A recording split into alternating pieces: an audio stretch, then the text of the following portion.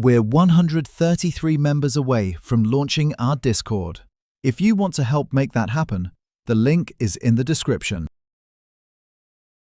Honestly, I was stuck. I'd been sitting with a blank page for longer than I want to admit, the kind of blankness that does not feel productive, does not feel like thinking, just feels like a drain with nothing moving through it. Coming up with the idea for the next video falls entirely on me within the team, and for a while nothing was arriving. I got tired of staring at nothing. I sat down on the couch, picked up my phone, started scrolling, not looking for anything in particular, just letting the screen move. And then I stopped. There was a picture of an atom, one of those textbook-style diagrams, nucleus in the center, electrons arranged in their shells around it. I stared at it longer than I should have. Something about it pulled. And then, almost without deciding to, my mind drifted to a solar system. The sun sitting at the center, planets tracing their paths around it through all that emptiness. I kept looking back and forth between the two images in my head, and I thought, these look the same, not vaguely similar. The same. That was the moment. The curiosity hit, and I started pulling on the thread. By the time I had read for an hour, I knew this was the next video. Something about that moment on the couch stuck with me. Not the idea itself, the feeling that the idea had been sitting there the whole time, waiting, like a room you walk past every day without opening the door. So here we are, the sleepy physicist, and thank you genuinely for being here, for the people who keep coming back, who support this through Patreon, who make it possible for a self-funded project like this to keep going. It matters more than I know how to say without it sounding like a script. If you want to be part of that, the link is in the description, but no pressure. You being here is already something. Now, the question, are we living inside a giant atom? Not, could this be a metaphor? Not, is this a poetic way of thinking about scale? The actual question, is the structure of our universe, at the level we exist in it, a repetition of a pattern that exists at every other level, above us, below us, recursively, without end? That is what we're going to sit with tonight. Here is something that I think about more than I probably should. If you shrink a hydrogen atom down, if you take the nucleus, the proton, and you scale it up to the size of a football, the electron would be orbiting roughly 2 kilometers away. 2 kilometers. And between the nucleus and that electron, nothing. Just the strange electric pull of opposite charges holding a gap in place. The atom is not a tiny solid thing. It is mostly empty, almost entirely empty in fact. The nucleus takes up something like 1 part in 100,000 of the total volume of the atom. Everything else is absence. Now take a solar system, the sun at the center. The planets distributed across distances so vast that light, moving at 300,000 kilometers per second, takes hours to cross them. And between the sun and its planets, between the planets themselves, nothing. Vacuum. The solar system is not a compact arrangement. It is a sparse arrangement. The mass is concentrated in the center, and then there is just space, and then much further out something orbiting in that space. You could be forgiven for thinking you had accidentally described the same thing twice, and that feeling, that slight, quiet suspicion that you are looking at the same object from 2 different distances is exactly where this topic begins. There is a branch of cosmology, a minority branch, that has been arguing for decades that the universe is a fractal, that it organizes itself the same way at every scale, that the pattern repeating between an atom and a solar system is not analogy, not coincidence, but evidence, evidence of a universe that has one preferred structural habit, which it applies regardless of whether you're looking at the very small or the very large. Most physicists do not accept this in its full form. That is worth saying plainly. The mainstream view is that at large enough scales, several 100 million light years and beyond, the universe becomes statistically smooth, the same in every direction, no pattern repeating. The fractal idea at that scale is considered inconsistent with the data. But here's where it gets less tidy than the textbooks suggest. The fractal structure does appear in the data at smaller scales. Galaxy clustering, dark matter, halos nested inside larger dark matter halos, the way cosmic filaments branch into smaller filaments. Something is repeating. The debate is about how far that repetition goes, whether it stops at some scale, whether it is bounded, whether the ceiling we observe is real, or whether it is just the ceiling of what we can currently measure. And then there are the people who believe it does not stop at all, that the pattern goes down into the atom, through the atom, into whatever is inside the atom, and keeps going, that it goes up past galaxies, past galaxy clusters, past everything we can observe, and keeps going, that we are sitting at one level of an infinite structure, looking both up and down and seeing ourselves reflected in each direction. I find it difficult to dismiss this, not because I can prove it. I cannot. Nobody can. But the pattern keeps arriving uninvited. In the data, in the simulations, in the structural comparisons nobody set out to make. Something keeps repeating. And when something keeps repeating at every scale you can reach, the honest response is probably not to assume it stops just beyond the scale you can reach. Maybe it does stop. Maybe dark energy really is the ceiling, and that is the end of the self-similarity. Maybe the atom is just an atom, and the solar system is a coincidence of proportion. Or maybe the picture on my phone was the beginning of a thread that goes somewhere we do not have instruments to follow yet. That is the question.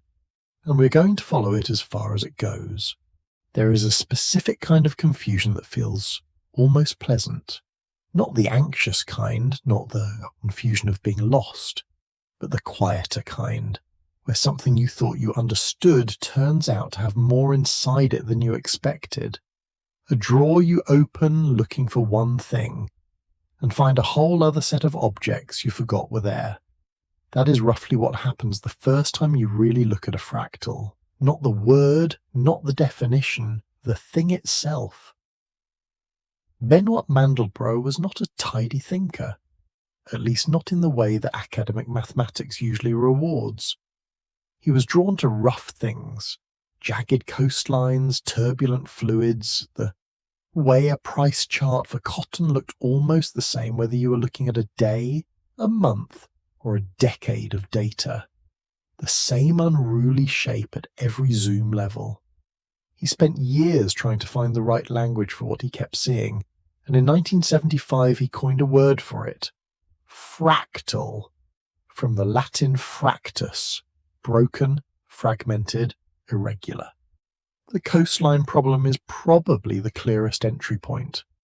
If you measure the coastline of Britain using a ruler 100 kilometres long, you get a certain number. If you then switch to a ruler 10 kilometres long and measure again, so accounting for bays and peninsulas the larger ruler skipped over, you get a longer number. Use a 1 kilometre ruler and it gets longer still. A 1 metre ruler longer again. The more precisely you measure, the more coastline there is. It does not converge to a fixed number. The length depends entirely on the scale at which you choose to look. That is strange. Most things do not behave that way. A room does not get bigger the more carefully you measure it. But a coastline does because its roughness repeats. Every bay contains smaller inlets. Every inlet contains smaller notches. The irregularity is structural, not accidental. Mandelbrot's argument, the one that made people uncomfortable, was that this was not a quirk of coastlines, it was a property of nature. Take a fern. any fern. Look at the whole leaf. Then look at one branch of the leaf. The branch looks like a smaller version of the whole leaf. Then look at one sub-branch. Same shape again. You could go further. The fern does not run out of itself. It keeps being a fern at smaller and smaller scales, down to the limit of what a cell can construct. A river delta from the air looks like a tree. The same tree, if you zoom in on one tributary, branches the same way. The branching of your lungs, the trachea splitting into bronchi, splitting into bronchioles, splitting into alveolar ducts, follows the same logic, branching and rebranching at a ratio that stays roughly constant all the way down to structures too small to see without a microscope. Lightning finds the lowest resistance path through air the same way a river finds the lowest path through rock. And both of them leave the same kind of tree-shaped scar. This repetition, self-similarity, the technical term, is not decoration. It is efficient. A tree that branches fractally can distribute sap to every leaf with a minimum of piping. A lung that branches fractally can pack an enormous surface area, about the size of a tennis court in a human, into a chest cavity the size of a shoebox. The pattern is not arbitrary. Whatever process produces it, the result is a structure that gets more done with less material. Nature has a preference for this shape. That is not a metaphor. That is an observation about what you actually find repeatedly when you look at things that grow or flow or spread. The Mandelbrot set, the image most people associate with the word fractal, the one that looks like a warped, dark bulb surrounded by tendrils, is produced by an almost embarrassingly simple equation applied to complex numbers, iterated over and over. The equation itself fits on a single line, but the boundary it produces is infinitely complex. You can zoom into any point on that boundary and find structure you have not seen before, not similar structure. The same structure, mutated slightly, but recognizably related to the whole. You can zoom forever. There is no bottom. Mathematically, this is not surprising once you understand the mechanics, but it is still, and I want to use this word carefully, it is still strange, in the way that a very simple rule producing infinite complexity is always a little strange. The fussiness of it, actually, that such a small input generates something so ungovernable. Here is where I want to be honest about something. There is a version of this topic that treats the appearance of fractals in nature as obviously meaningful, as a signal of something deep, something almost intentional in the structure of reality. And there is another version that treats the repetition as a simple consequence of physics. If the same forces operate at multiple scales, you get similar structures, and that is all. I am not sure the second explanation fully accounts for what you find when you actually look. The repetition is too consistent, too stubborn. It shows up in systems that have nothing to do with each other, lungs and rivers and lightning and galaxy filaments, following the same structural habit without being connected by any obvious mechanism.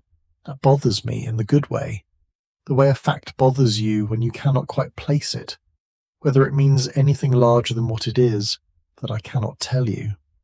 What I can tell you is that the pattern is real, it is measurable, and it does not stop appearing no matter where you point a measurement. This project, the Sleepy Physicist, runs entirely on its own. No sponsors, no backing, just a small team putting this together, because we believe there is something worth building here. If you want to help it grow, want to help us bring more people into the team and make these videos better, you can support us on Patreon. The link is in the description. Every contribution is genuinely felt, which brings us to the larger question. If fractals appear everywhere at the scales we can observe, in biology, in geology, in atmospheric physics, in the distribution of matter across the cosmos, what does it mean that the universe itself might be one? Not a thing that contains fractals, a fractal top to bottom, from the smallest structure we can measure to the largest. The answer is not simple, It is not even settled.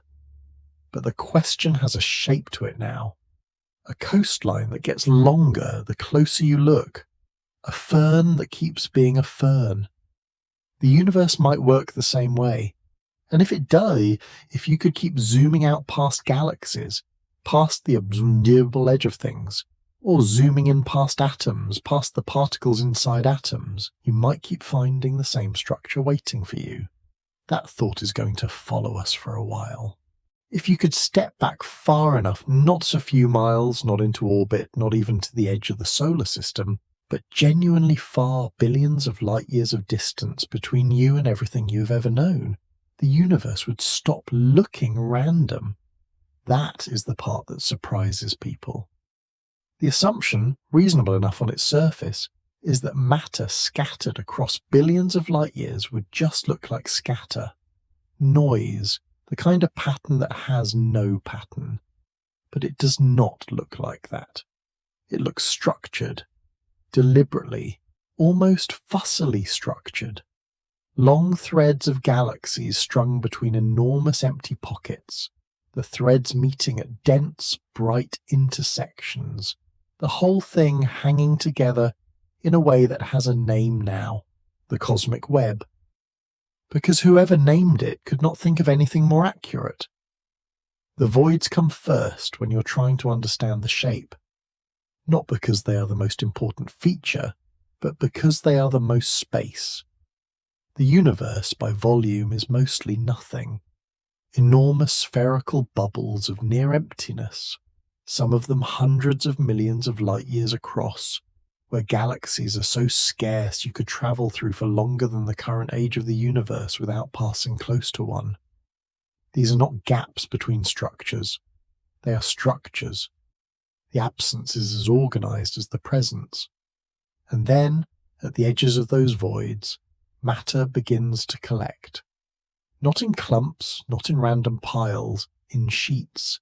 Thin, curved walls of galaxies at the boundaries where two voids press against each other. The matter squeezed into the space between them like sediment collecting at the edge of a slow tide. These walls are real. They have been mapped. They show up in redshift surveys with a consistency that is not statistical noise. The sheets fold and curve, and where two or three of them intersect, you get filaments. Long ropey structures, not exactly threads, more like the thickened seams where fabric is stitched together, stretching for tens of millions of light years, dense with galaxies relative to the voids around them, but still, by any intuitive measure, almost empty. The filaments are where most of the observable matter in the universe lives, not in galaxies specifically, in the gas and dark matter that runs along those filaments, with galaxies strung along them like beads on something that does not hold its shape. And where the filaments cross, where 3 or 4 or 5 of them meet at a single point, you get clusters, galaxy clusters, some of them containing hundreds, some containing thousands of galaxies, all orbiting a common gravitational center, all embedded in a shared halo of dark matter far larger than the visible structure. These are the bright nodes in the web, the places where the structure is most obvious, most concentrated, most obviously not random. Voids, sheets, filaments, clusters. That is the hierarchy. That is what the universe looks like from far enough away. Now pull back further, past the clusters, past the filaments they belong to, up to the scale of superclusters, assemblies of clusters, connected by larger filaments, spanning distances of several 100 million light years. Our own galaxy sits inside one. The Laniakea supercluster, mapped in detail only in 2014, stretches roughly 500 million light years across and contains the mass of 100 million billion suns. It is not a tight structure. It is a loose, sprawling watershed, a region where galaxies drift slowly toward a common gravitational center, that most of them will never actually reach because the expansion of space is pulling them away faster than gravity can close the distance. Above Laniakea, more filaments, more voids, the same pattern scaled up, the same hierarchy of structure repeating. This is what the fractal theorists noticed. Not the existence of the hierarchy that was known. What they noticed was that the hierarchy did not stop repeating. Groups of galaxies resemble in their internal structure and spacing the internal structure of clusters. Clusters resemble superclusters. The proportions are not identical, nothing in their nature is that tidy, but the relationship between node and filament and void appears at each level with a consistency that gravity alone does not obviously explain. Luciano Pietranero, the physicist who first put hard numbers to this, found in 1987 that galaxy distributions across the surveys available at the time fit a fractal model with a dimension of roughly 2, meaning matter is not filling three-dimensional space uniformly, but is instead concentrated on surfaces and filaments in a way that has a measurable scale-invariant structure. The number was contested, still is to some degree, but the basic observation that the galaxy distribution shows fractal-like properties across a significant range of scales has held up through increasingly detailed surveys. Here is where I want to slow down for a moment, because there is a thing that happens when you look at the cosmic web for long enough. The structure starts to feel less like a physical phenomenon and more like a habit. Like the universe has one preferred way of organizing matter, dense nodes connected by thinner bridges across regions of emptiness, and it applies that preference whether it is building the architecture of a galaxy cluster or the arrangement of filaments inside a supercluster. Habits are interesting. They imply something about the underlying system. A habit is what a process looks like when you let it run long enough in consistent conditions. The universe has been running its gravitational processes for roughly 14 billion years, and the habit it has developed is this specific repeating structure. The question the fractal theorists are asking is whether the habit goes deeper than we can currently see, whether it predates the cosmic web, whether the same organizing preference that builds filaments out of galaxies also builds, at much smaller scales, through completely different forces, the structures we find inside atoms. That question is not answerable yet. The scales are too different, the forces too different, the instruments too different. But the habit is real, the pattern is real, and it appears at every level of cosmic structure that we have managed to map. There is something slightly unsettling about a universe that organizes itself the same way regardless of scale.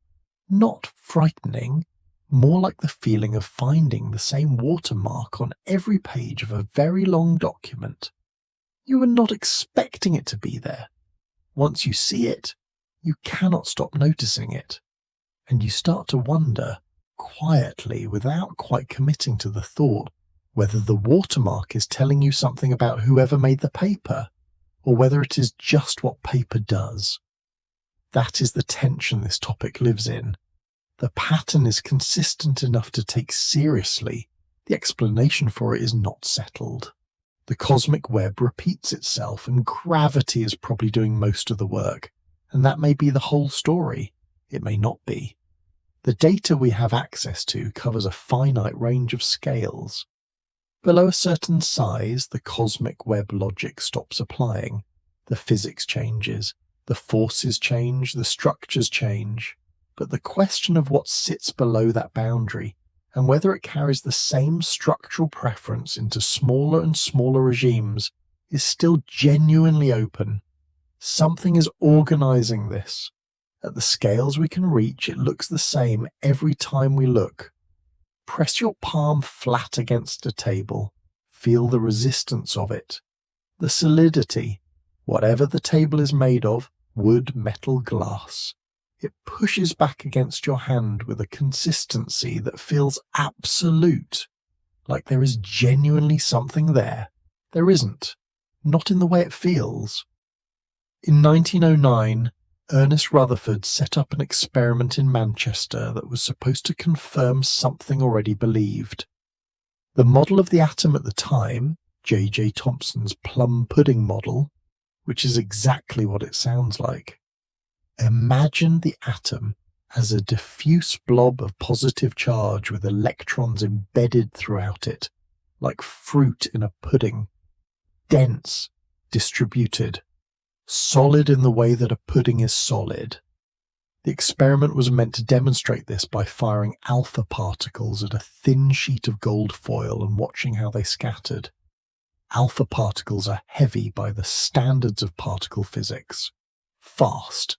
The expectation was that they would pass through the gold foil with only minor deflections, small nudges from the distributed positive charge of the pudding atoms they were passing through. The equipment to detect them was arranged in a circle around the foil, most of it concentrated directly ahead of the beam, because that was where almost everything was expected to land. And most things did land there. Most alpha particles went straight through, or close to straight through. The experiment seemed to be confirming what everyone already thought, except for the ones that bounced back, not deflected slightly, not nudged sideways. Some of the alpha particles came back almost the way they came, reflected at angles greater than 90 degrees, as if they had hit something solid in the middle of what was supposed to be a diffuse cloud. Rutherford described it later in a line that became one of the more quoted moments in the history of physics. It was as if you had fired artillery shells at tissue paper and they'd come back and hit you. What that meant, what it could only mean, was that almost all of the mass of the atom was concentrated in a tiny, dense region at the centre, not distributed, not spread through the volume, concentrated, the nucleus, as it came to be called. And around that nucleus, space.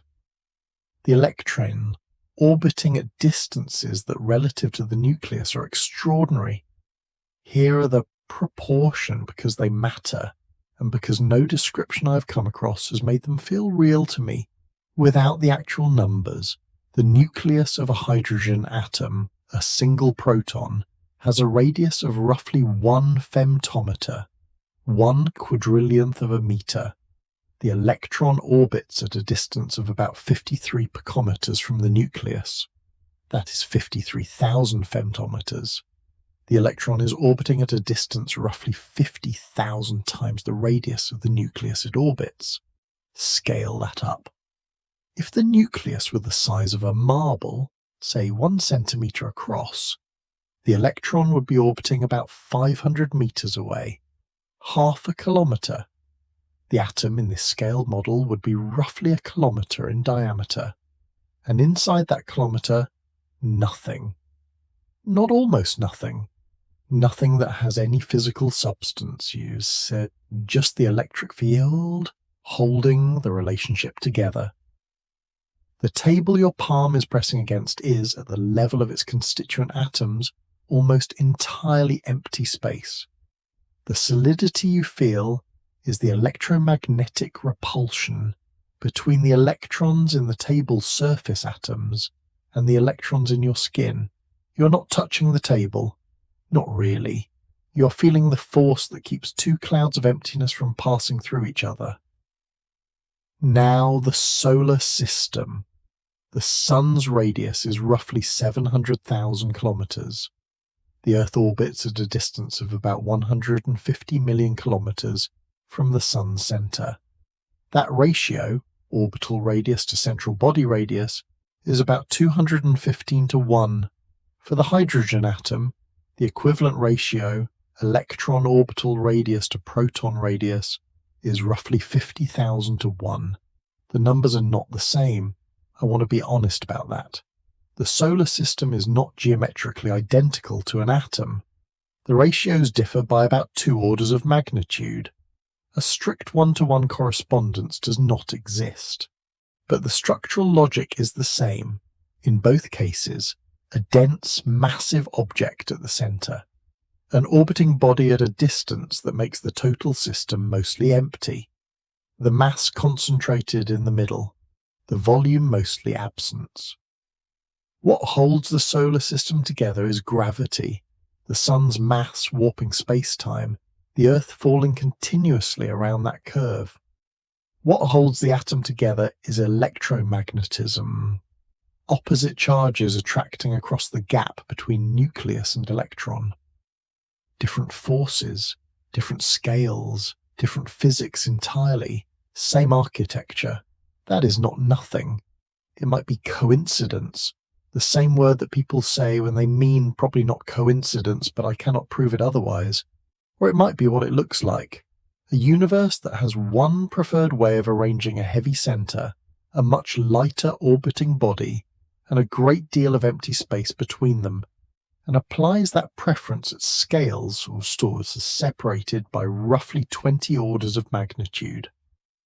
Whether it applies at scales beyond those two, whether there is something inside the proton that is arranged the same way, something larger than the solar system that is arranged the same way, is the question this whole topic is building toward. The emptiness is the clue, not the structure exactly, the emptiness. The fact that matter, at every scale we can examine it closely, turns out to be mostly not there. That keeps being true at every level, and it's difficult to know what to do with that except to keep noticing it. Nobody has ever seen a dark matter halo. That is worth saying at the start, because almost everything that follows depends on it. The structures this chapter is about are invisible, not faint, not difficult to image, but genuinely undetectable by any instrument that works through light. They do not emit it. They do not reflect it. They absorb nothing. The only reason we know they are there is that the things we can see, galaxies, gas clouds, the paths of orbiting stars, behave as if something invisible is pulling on them from the outside. Dark matter halos are inferred, mapped through consequence rather than observation, and yet the maps are detailed enough and consistent enough across completely independent methods of inference that the structures feel as real as anything we have pointed a telescope at. More real, maybe. The light from a galaxy can mislead you about where the mass is. Gravitational lensing, so the way mass bends light passing near it, does not mislead you in the same way. The mass is where the bending says it is, and what the bending says consistently is that galaxies are sitting inside something much larger than themselves. A diffuse, roughly spherical envelope of dark matter extending far beyond the visible edge of the galaxy, sometimes 10 times as far, sometimes more. The galaxy we see with all its stars and gas and dust is not the whole structure. It is the lit part of a much larger, heavier, dark thing. That dark thing is a halo. In 1996 and 1997, Julio Navarro, Carlos Frenk, and Simon White published the results of a series of dark matter simulations that would become one of the more cited sets of papers in cosmology. What they found, running simulations of collisionless dark matter particles collapsing under gravity across a wide range of starting conditions and halo masses, was that the resulting density profiles were not random. They were universal, regardless of the mass of the halo, regardless of the cosmological model used to generate it, regardless of when in the universe's history the halo formed. The density profile, the way dark matter density changes as you move outward from the center of the halo, follow the same mathematical shape every time. Dense at the center, falling off in a specific way as you move outward, transitioning to a steeper fall-off at larger radii. The shape has a name now, the NFW profile, after the three authors. The universality of it was what made people pay attention. You could take a halo the mass of a dwarf galaxy, and a halo the mass of a galaxy cluster, objects differing in mass by a factor of 1,000,000 or more, and the same profile described both of them, scaled appropriately. The same curve, the same internal structure, just bigger. That is already unusual. Most physical objects do not behave that way. A small rock and a large rock do not have the same internal density structure scale to size. But dark matter?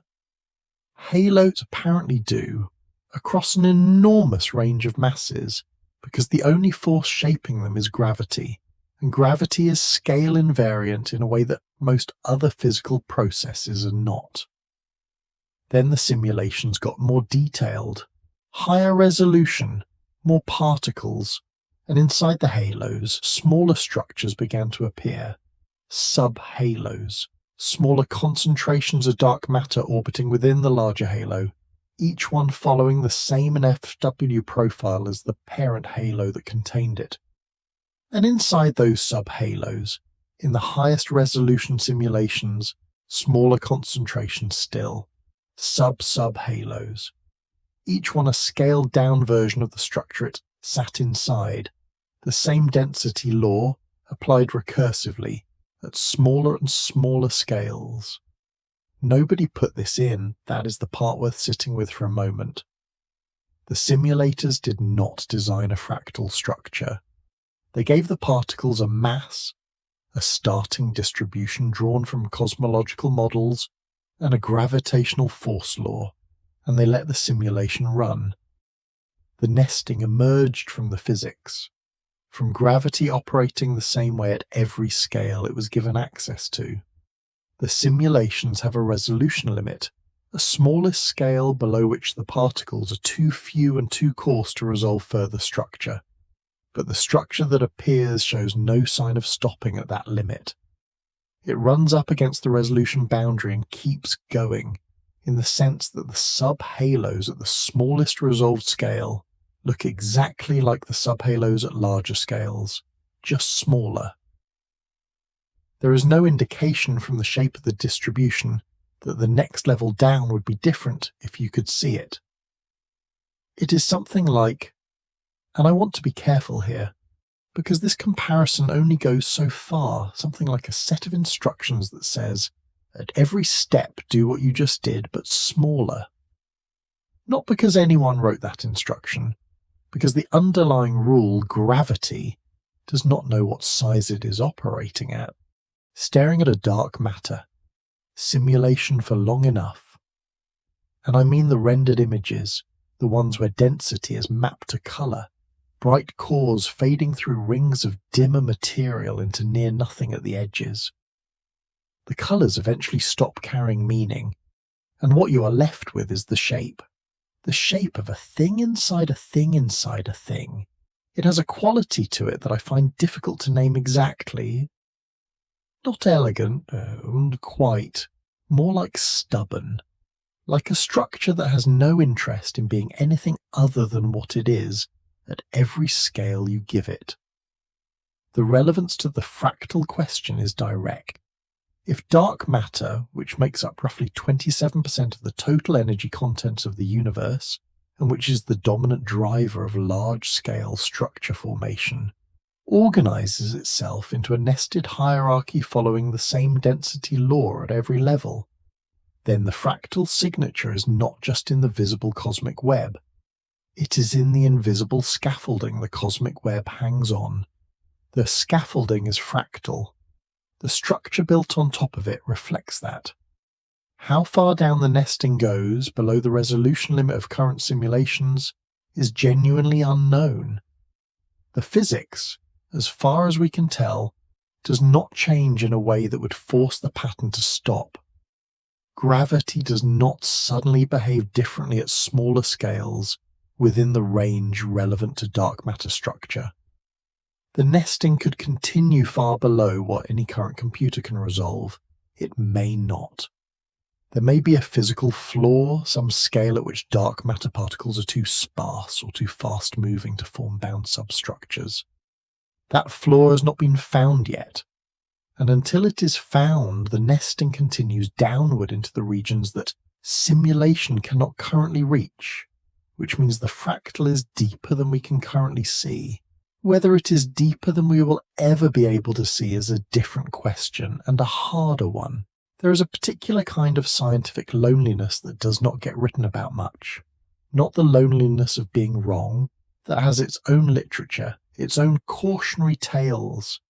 This is the loneliness of possibly being right about something the field has decided not to look at too carefully, of having data that fits a pattern the consensus finds inconvenient, and continuing to publish it anyway year after year into a science that is not quite hostile, but is not quite interested either. 3 people in particular spent significant portions of their careers in that silence. What they found, or what they argued they found, was that the universe organizes matter the same way at multiple scales, that the hierarchy of structures from galaxy clusters down to individual galaxies, and perhaps further, follows a fractal logic that the standard cosmological model does not fully account for. They were not working together. They were not a movement. They arrived at related conclusions through different methods, different starting points, different disciplines. What they shared was the habit of looking at a pattern and refusing to explain it away.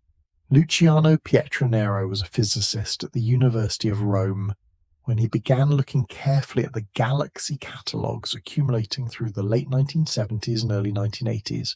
The standard assumption, the one underpinning almost all of cosmology at the time, was that on large enough scales, galaxy distribution would smooth out into homogeneity, that the clusters and voids and filaments visible at smaller scales were local fluctuations on top of an underlying uniformity.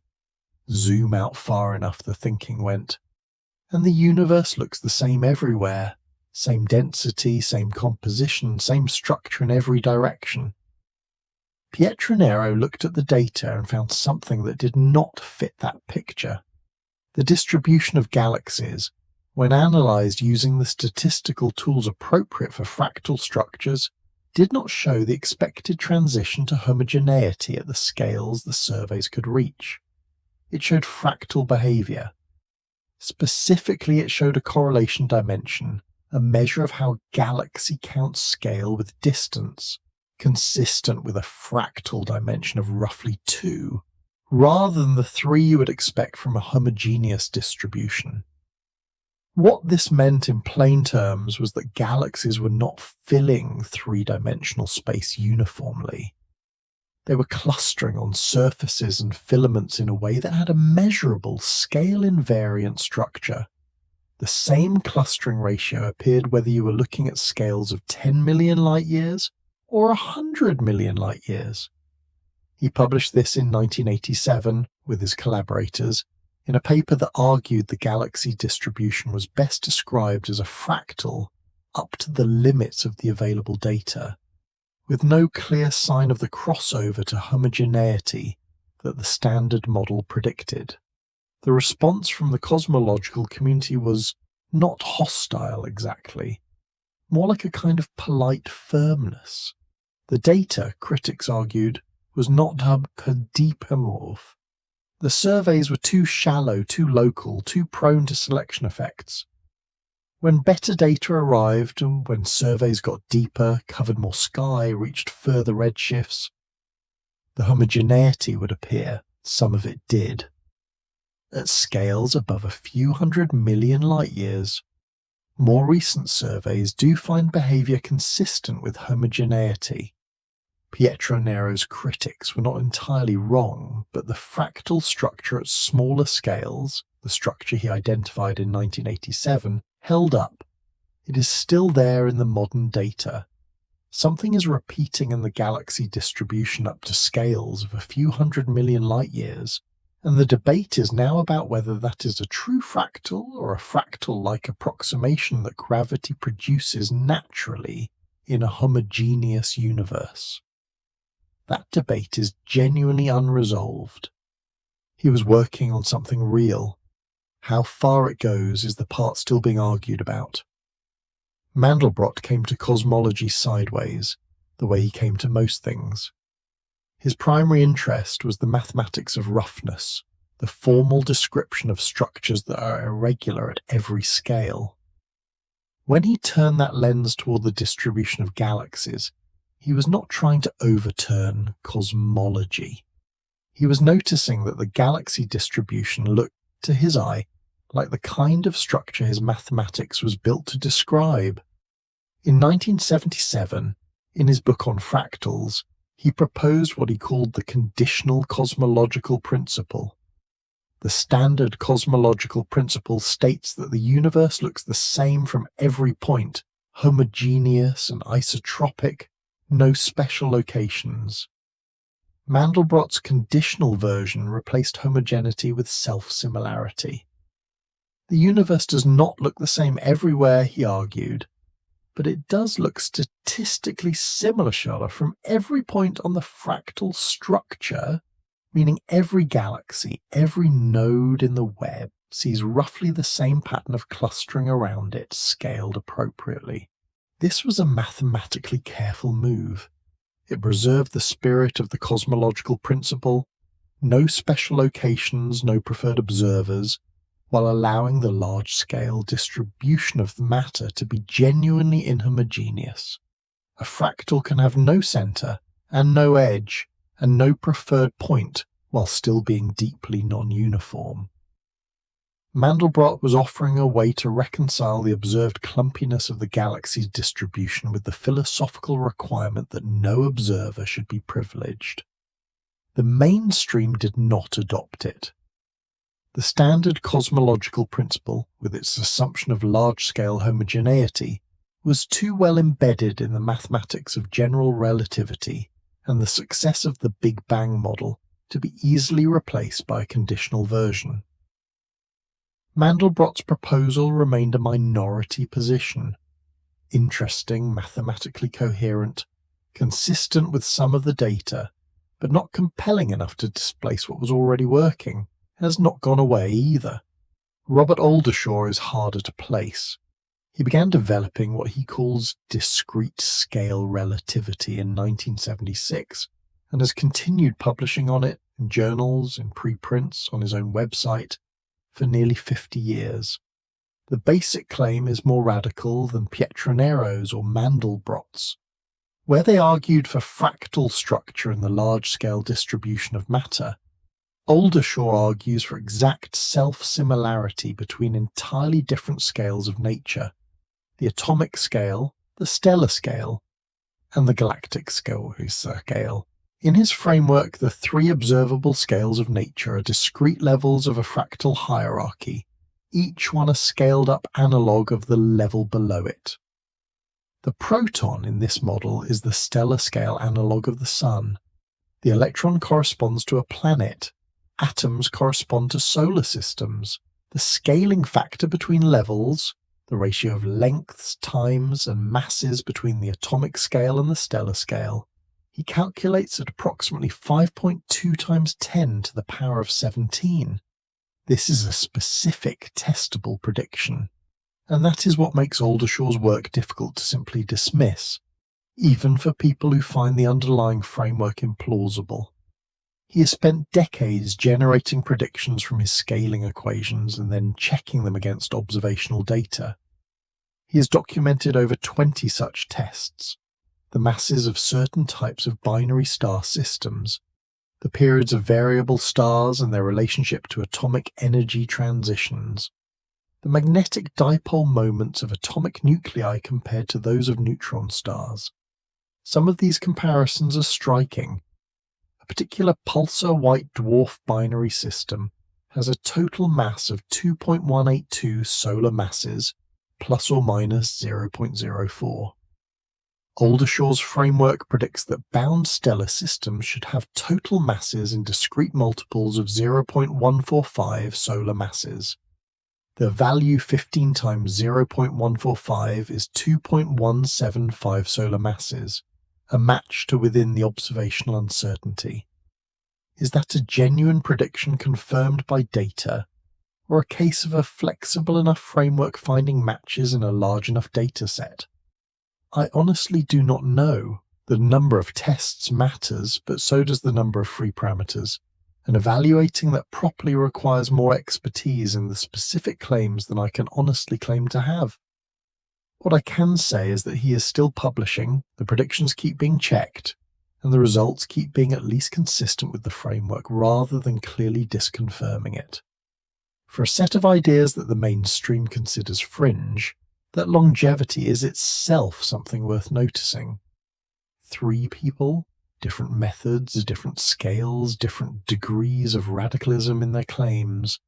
What they share is the observation, made independently through different routes, that the universe seems to repeat its structural habits across scales that have no obvious physical reason to be connected. The mainstream position is that this is either a limited range effect that disappears at larger scales, or a coincidence of proportion that gravity naturally produces without implying deeper self-similarity. That position has strong evidence behind it, but the pattern keeps showing up, and the people who keep pointing at it are not, as a rule, people who stopped doing careful work. They are people who looked at something specific, found it difficult to explain away, and kept looking. That is not proof. It is not even close to proof. It is something smaller and more stubborn than proof. It is the kind of thing you file away and return to periodically when the data gets better and the question gets sharper. The data is getting better. At some point, the structure stops, not because the universe runs out. It does not, or at least not within any distance we can observe, but the fractal-like hierarchy of voids and filaments and clusters and superclusters, the nesting pattern that has occupied the last several chapters, does not continue indefinitely upward. At a certain scale, the universe stops being lumpy and starts being smooth. The pattern breaks, the repetition ends. Where exactly that happens and what it means that it happens is what this chapter is about. The name given to the scale where cosmic structure gives way to uniformity is the end of greatness. It is an informal term, used more often in popular writing than in technical papers, but it describes something real. Somewhere around 100 megaparsecs, roughly 300 million light years, the clustering of galaxies that defines the cosmic web begins to wash out. The filaments and voids that are so obvious at smaller scales become less pronounced. The distribution of matter, averaged over regions this large, starts to look statistically similar from one region to the next. Go beyond a few hundred megaparsecs and the universe, in a statistical sense, becomes genuinely homogeneous. Not perfectly uniform, there are still fluctuations, still density variations, but the fluctuations no longer carry the structured scale invariant signature of a fractal. They look more like noise on top of a uniform background. Random rather than patterned. This is not an assumption, it is a measurement. The Sloan Digital Sky Survey is one of the largest systematic maps of the universe ever produced. Beginning in the late 1990s and continuing through multiple data releases over the following 2 decades, it mapped the positions of millions of galaxies across a significant fraction of the sky, building a 3-dimensional picture of cosmic structure out to distances of several billion light-years. The depth and sky coverage of the SDSS made it the most rigorous test of large-scale homogeneity available for most of the 2000s and 2010s. What it found consistently across multiple analyses using different statistical methods was this. The galaxy distribution is fractal-like at scales below roughly 60 to 70 megaparsecs per unit of the Hubble constant. Above that range, the distribution transitions to behavior consistent with homogeneity. The fractal dimension, the exponent describing how galaxy counts scale with distance, approaches 3 at large scales. 3 is the Euclidean value. 3 means the distribution is filling space uniformly, not concentrating on surfaces or filaments. A separate analysis using the SDSS quasar catalogue pushed that boundary further. Quasars are visible at much greater distances than ordinary galaxies, which means they can probe larger scales. That analysis found homogeneity emerging beyond roughly 250 megaparsecs, not identical to the galaxy result, but consistent with the same general picture. There is a scale somewhere in the range of a few 100 million light-years above which the fractal structure gives way. The Wiggles Dark Energy Survey, completed in 2012, provided perhaps the clearest statement of the consensus position. Its analysis of galaxy clustering across a range of scales concluded that the small-scale universe does show fractal-like properties. Pietronero's observation in that sense was confirmed. But that the smooth large-scale universe is not fractal. The survey found a crossover to homogeneity and placed it within the range the standard cosmological model predicts. This is the mainstream position, supported by the best data currently available. The fractal structure is real at small scales. It is not real at large scales. The universe is approximately fractal up to a few 100 million light-years and approximately homogeneous above that. The mechanism that enforces this ceiling is dark energy. In a universe containing only matter, ordinary matter and dark matter, interacting through gravity alone, there would be no obvious upper limit to how large self-similar structures could grow. Gravity is scale invariant. Given enough time, it would continue building structure at larger and larger scales, and the fractal hierarchy might extend indefinitely upward. There is no internal reason in a matter-only universe for the nesting to stop at any particular scale. But we do not live in a matter-only universe.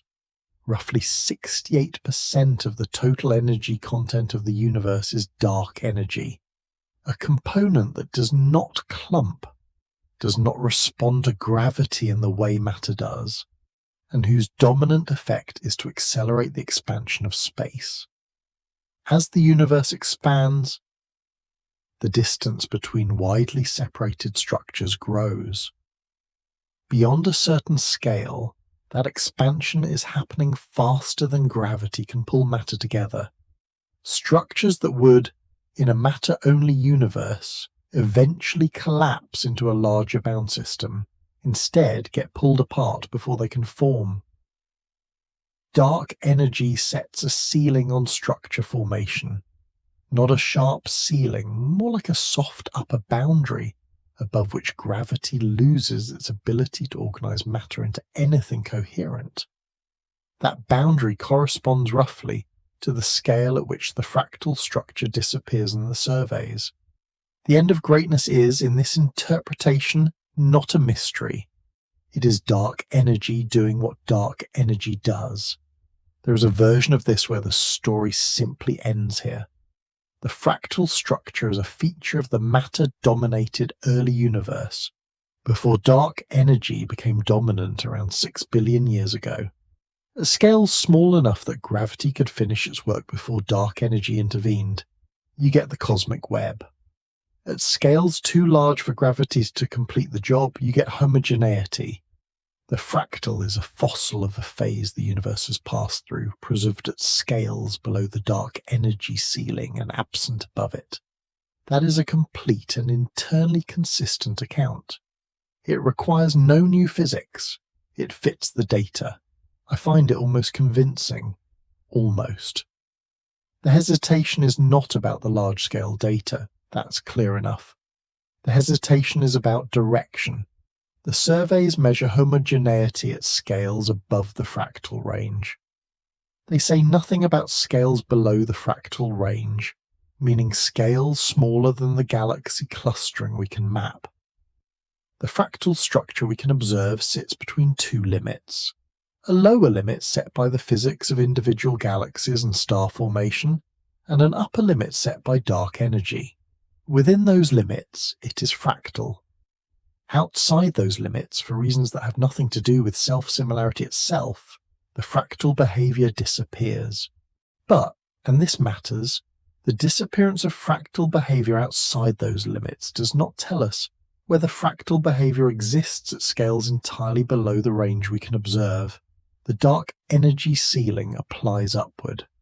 It says nothing about what happens if you go down into smaller structures, into the atom, into whatever is inside the atom. There is a specific frustration in reading a graph where the data simply runs out at one end. You do not know if the pattern stops because of physics or because the instrument stopped. The surveys stop at the scale of galaxy clustering because that is what they are built to measure. Below that scale, different physics operates. The question of whether the same structural habit persists through those different scales, through particle physics, through quantum mechanics, through whatever sits at the Planck length, is a question the galaxy surveys cannot answer. They answer what they answer. The pattern breaks at large scales. That is real, and it matters, and it should not be explained away. But the break at large scales is not the same as a break at all scales. The ceiling is real. The floor is still unknown. The cosmological principle has a number attached to it. Not the principle itself. That is a qualitative claim about homogeneity and isotropy, but the scale at which it is supposed to become valid.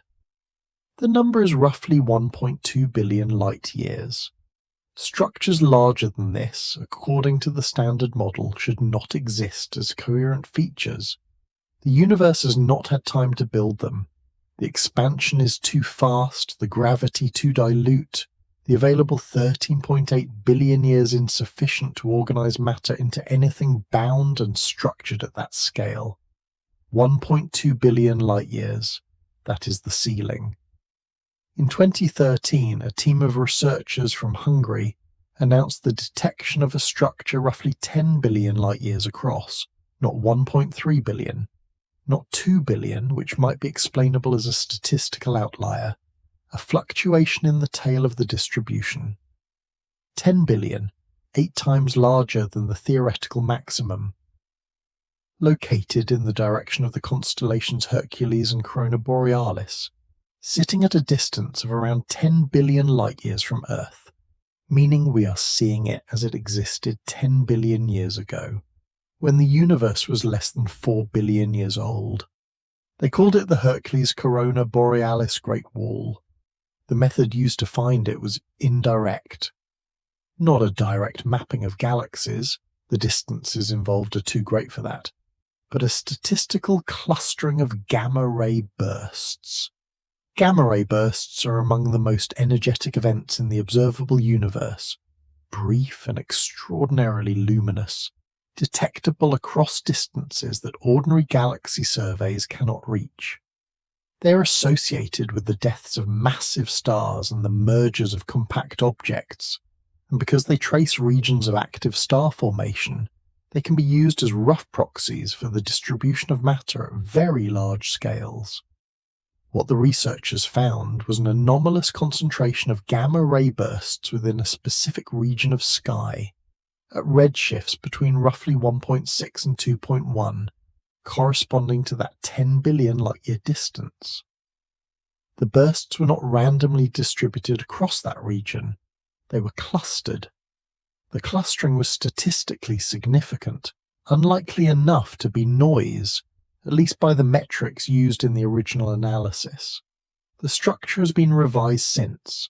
A 2025 reanalysis extended the estimated size to as much as 15 billion light-years, incorporating burst detections at lower redshifts that appear to connect to the original structure. If accurate, that would make it the largest known feature in the observable universe by a considerable margin. You can write the number 15 billion light-years on a page and stare at it and it does not become more real. It exceeds intuition the way that certain quantities do. They stop being numbers and become something more like placeholders for a size that cannot be felt. Here is what the structure's existence would mean if it is real. The cosmological principle, the assumption that the universe is homogeneous and isotropic on large scales, that no location is special, that matter is smoothly distributed above a certain scale, would need revision, not necessarily abandonment, revision. The principle might still hold in a statistical sense, while allowing for structures larger than current models predict, if those models are missing something about the early universe's ability to build coherent features quickly. But a structure 8 to 12 times larger than the theoretical maximum is not a minor anomaly. It is the kind of discrepancy that tends to mean either the model is wrong or the measurement is wrong, and figuring out which one is the actual work. Some theoretical cosmological models can accommodate structures this large, as the original authors noted carefully. The standard model cannot, at least not without modification. The jury, and this is a phrase the researchers themselves used, is still out. Here is what the structure's non-existence would mean if it is a statistical artifact. Less, but not nothing. The method of using gamma-ray burst clustering to trace large-scale structure is relatively new and carries uncertainties that galaxy redshift surveys do not. The bursts are rare, the sample sizes are small by cosmological standards, and the risk of mistaking a chance alignment, several smaller structures overlapping along the line of sight, for a single coherent feature is real. The northern galactic sky shows significantly more burst clustering than the southern galactic sky, an asymmetry that is itself difficult to explain and that some researchers think may be contaminating the result. If the Hercules Corona Borealis Great Wall turns out to be a projection effect, a coincidence of geometry rather than a physical structure, the cosmological principle survives intact and the standard model requires no revision. That would be the tidier outcome. Tidier outcomes are not always the correct ones. What makes this relevant to the fractal question is specific. A structure 10 to 15 billion light-years across, if real, sits far above the dark energy ceiling that Chapter 7 described as the upper limit of fractal-like organization. Dark energy should have prevented anything this large from forming as a coherent structure. If it exists anyway, if gravity somehow produced a feature this size, despite the expansion, then the ceiling is not where the survey suggests it is, which would mean the fractal hierarchy might extend further upward than the standard model allows, not infinitely further. One anomalous structure does not establish an infinite fractal, but the ceiling is only useful as evidence against the fractal idea if the ceiling is real. If the Hercules Corona Borealis Great Wall is confirmed, properly confirmed, with independent methods, with the asymmetry explained, with the statistical uncertainties reduced, then something is wrong with the ceiling. Something in the model is not accounting for something in the data. The researchers who found it have been careful. The original paper acknowledged that the structure might not violate the cosmological principle if it is not a gravitationally bound unit. If it is a loose association of smaller structures that happen to occupy the same general region of sky, that is possible. A wall does not have to be held together to be a wall in some sense. It can be a coincidence of position rather than a product of gravitational collapse. But a coincidence of position spanning 10 to 15 billion light-years, appearing with statistical significance in an independent dataset, revised upward rather than downward with better data, that is a particular kind of coincidence. The kind that keeps arriving when you look more carefully rather than fading. The jury is still out. That is not a rhetorical hedge. It is the accurate description of where the science currently sits. Something is there. What exactly it is, and what it means for the models built around the assumption that nothing that size should be there, is still being worked out. There is a length below which physics, as currently written, cannot go, not because instruments are too crude, though they are, not because the mathematics becomes too difficult, though it does, but because the length itself, the Planck length, approximately 1.6 times 10 to the negative 35 meters, represents the scale at which the two great frameworks of modern physics, general relativity and quantum mechanics, both stop giving reliable answers at the same time. Below it, space-time as a smooth, continuous fabric is no longer a safe assumption. What replaces it is not known with certainty. What is suspected is stranger than most things physics usually suspects.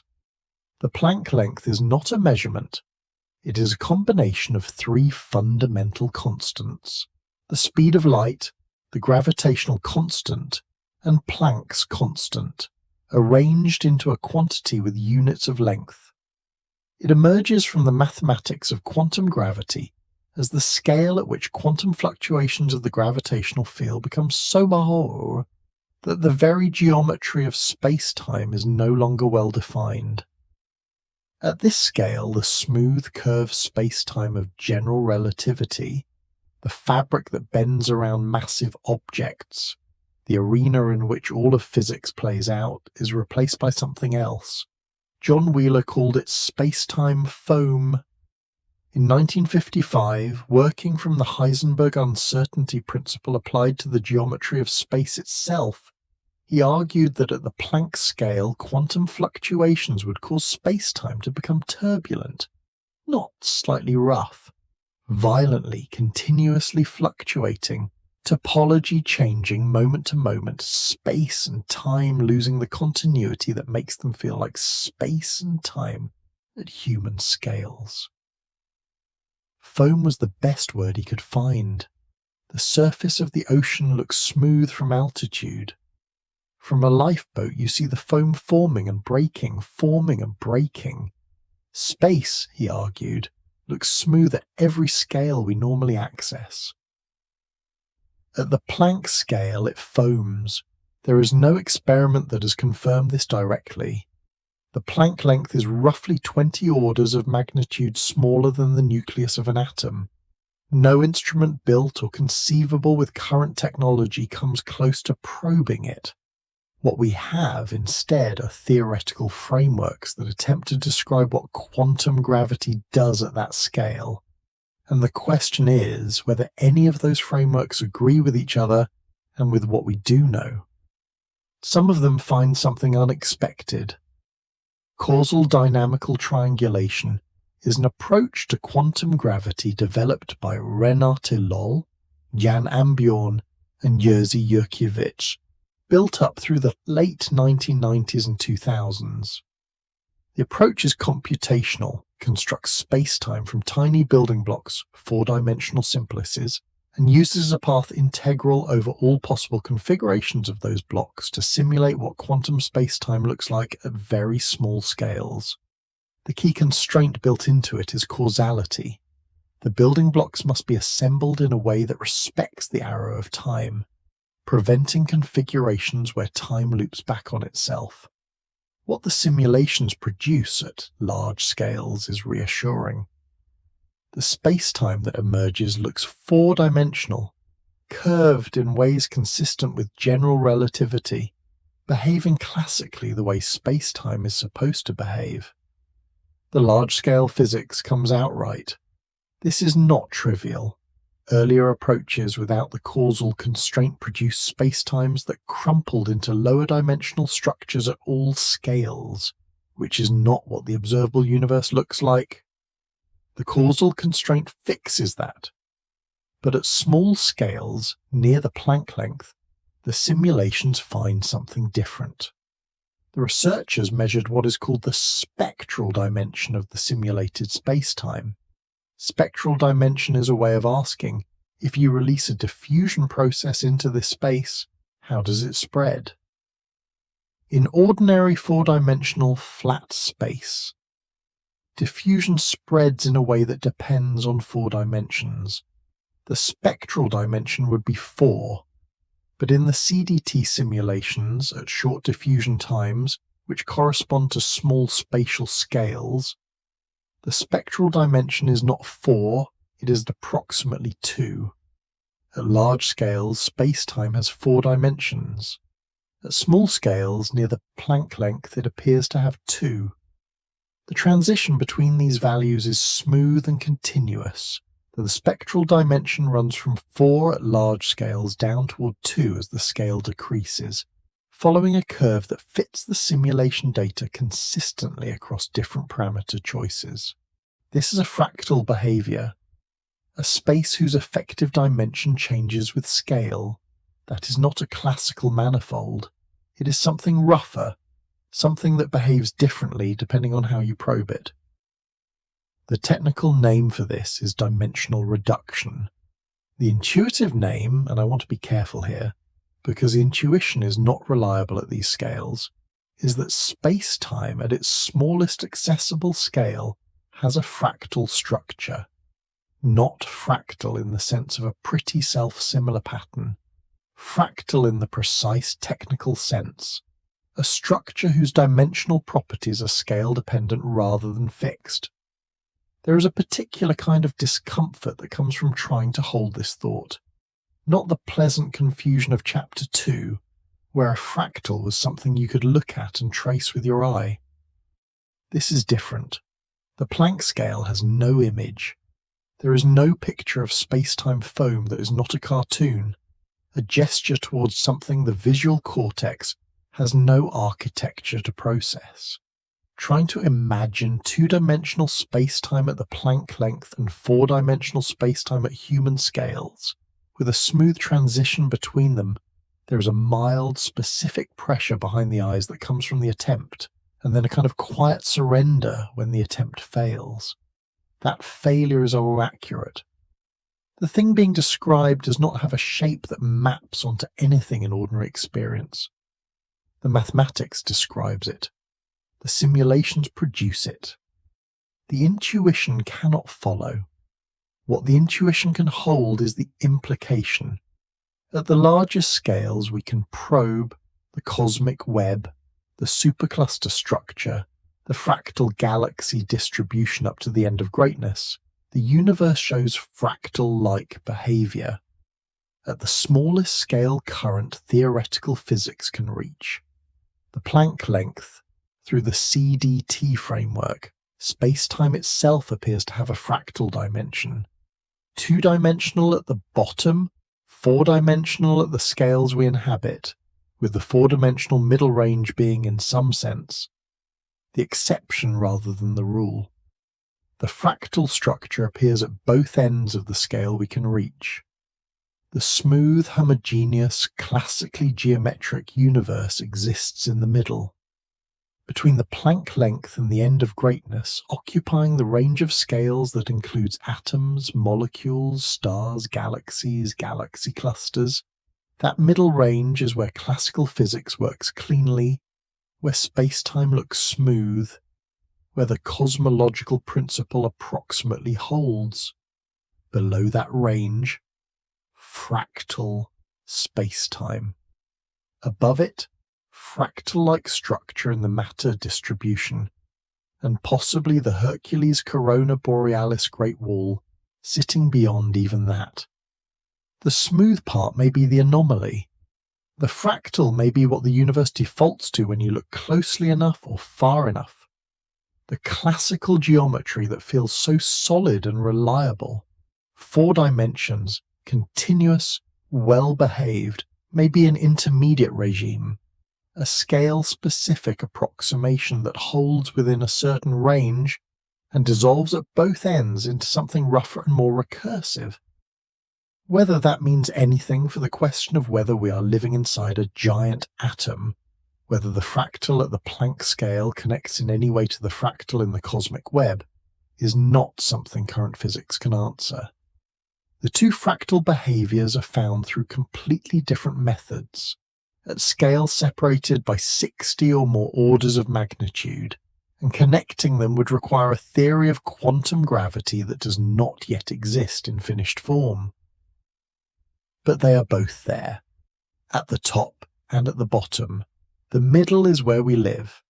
There is an image that circulates periodically, you may have seen it, showing 2 photographs side by side. One is a neuron, a single nerve cell from a mouse's hippocampus, photographed through a microscope. The other is a simulation of a galaxy cluster and the filaments of matter surrounding it. The two images look, to an extent that takes a moment to process, nearly identical.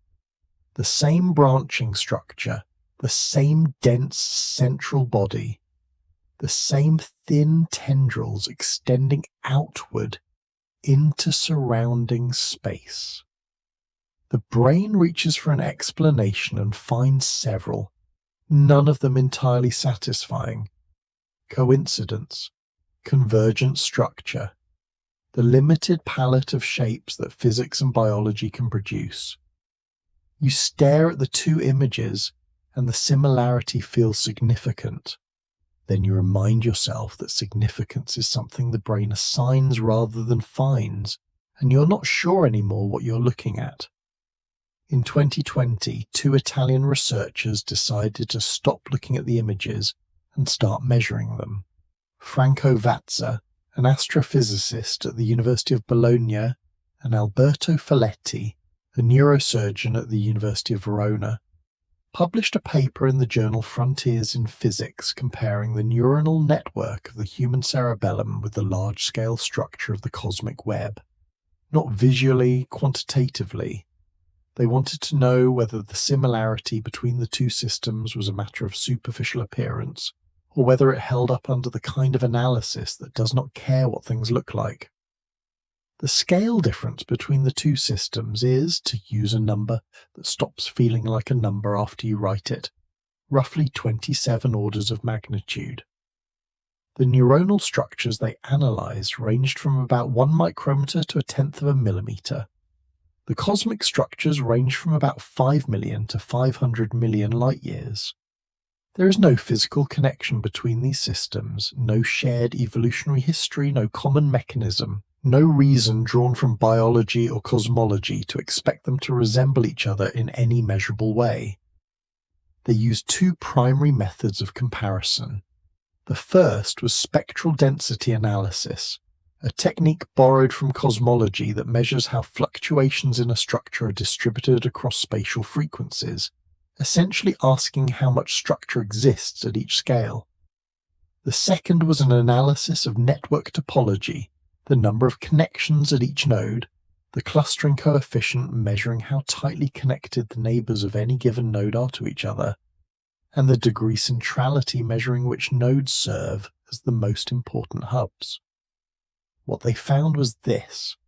The spectral density of the cerebellar neuronal network measured across scales from 1 micrometer to 1/10 of a millimeter follows the same progression as the spectral density of the cosmic web, measured across scales from 5 million to 500 million light-years. The curves, when plotted, are not identical. Nothing in 2 systems separated by 27 orders of magnitude is going to be identical. But they follow the same general shape, the same ratio of structure at different scales, the same distribution of fluctuations. The network topology results were similar. The clustering coefficients of the neuronal network and the cosmic web fell in comparable ranges. The degree distributions, how many connections each node has, and how that varies across the network, showed the same patterns of a few highly connected hubs surrounded by many less connected nodes. There are several things this does not mean. It does not mean the universe is a brain, or that the universe is conscious, or that there is any causal connection between the structure of neural tissue and the structure of the cosmic web. The authors were careful about this. More careful than most of the coverage of their paper was. The physical processes producing the 2 structures are entirely different. Neurons develop through biological growth, genetic expression, electrochemical signaling. The cosmic web develops through gravitational collapse of quantum fluctuations in the early universe, dark matter dynamics, and the expansion of space. Nothing connects these mechanisms. What the similarity means, and the authors stated this precisely, is that diverse physical processes operating at vastly different scales can produce structures with similar levels of complexity and self-organization. The universe and the brain arrived at the same general network architecture through completely different routes. That is the finding. Not that they are the same thing, that they are, by certain quantitative measures, organized the same way. The paper also noted something specific about the composition of the two systems that had been observed before, but that gained a different texture next to the structural results. The human brain is roughly 77% water. The observable universe's energy content is roughly 68% dark energy, a component that, like water in the brain, does not participate directly in the active network structure, but constitutes the dominant fraction of the system by content. Neurons and non-neuronal cells in the cerebellum number around 69 billion. The observable universe contains roughly 100 billion galaxies. These numerical coincidences are not part of the paper's quantitative analysis. The authors mention them as context. Whether they mean anything, whether they are genuinely coincidental or reflect something structural, the paper does not claim to know. I find myself wanting to say something about this, and then pulling back because the honest position is that I do not know what to make of it either. The numbers are what they are. The structural similarity is measured and real. The mechanism connecting them, if any exists, is not known. What the Vaza and Folletti paper does for this larger topic is specific. It adds one more data point to the pattern that has been accumulating across these chapters. Not proof of a fractal universe, not evidence that we are living inside a structure that mirrors our own structure at a larger scale, but another instance of the same organizing logic appearing in systems that have no obvious reason to share it across a scale difference so large it defeats intuition. The pattern keeps arriving in the cosmic web, in dark matter halos, in the CDT simulations of Planck-scale space-time, and now in the comparison between the largest structure we can map and the most complex object we have ever encountered. Something prefers this arrangement. Nodes connected by filaments across regions of relative emptiness, with the same statistical relationships between the hubs and the connectors and the voids appearing at scale after scale after scale. Whether that preference is telling us something about the universe's deep structure, or whether it is telling us something about the limited number of ways complexity can organize itself under any set of physical constraints, that question is still open. It may stay open for a long time. Cosmic inflation is not a fringe idea. It is, depending on who you ask, the closest thing cosmology has to a standard account of the universe's first moments, a period of extraordinarily rapid expansion in the first fractions of a second after the Big Bang, driven by a hypothetical scalar field called the inflaton, during which the universe grew from something smaller than a proton to something roughly the size of a grapefruit in an interval so brief the number of seconds required to describe it has more zeros than this sentence has words. The evidence for some version of inflation is substantial. The flatness of the observable universe, its spatial curvature being consistent with 0 to high precision, is naturally explained by inflation stretching any initial curvature into imperceptibility. The uniformity of the cosmic microwave background, the ancient light permeating the sky in every direction at almost exactly the same temperature, follows from inflation smoothing out temperature variations across regions that would otherwise have had no time to reach equilibrium. The specific pattern of small fluctuations in that background, the seeds of all subsequent cosmic structure, matches the predictions of inflationary models with a precision that has become one of the more striking confirmations in observational cosmology. Inflation happened, or something very much like it happened. That part is reasonably settled. What is less settled, What Andre Linde began working on in 1986 and has been developing and arguing for ever since is what inflation does after it ends in our region. In the simplest inflationary models, inflation starts, runs for the required brief interval, ends when the inflaton field rolls down to the bottom of its potential energy curve and reheats the universe into the hot, dense state that conventional Big Bang cosmology then describes. Clean, bounded, a single event with a beginning and an end. Linde found that in many versions of chaotic inflation, a variant he developed in 1983 where the inflaton field starts at different values in different regions, rather than requiring a specific fine-tuned initial condition, the process does not simply end. In most regions, the field rolls down and inflation stops, producing universes like ours. But in some regions, quantum fluctuations push the field back up rather than letting it roll down. Those regions continue inflating.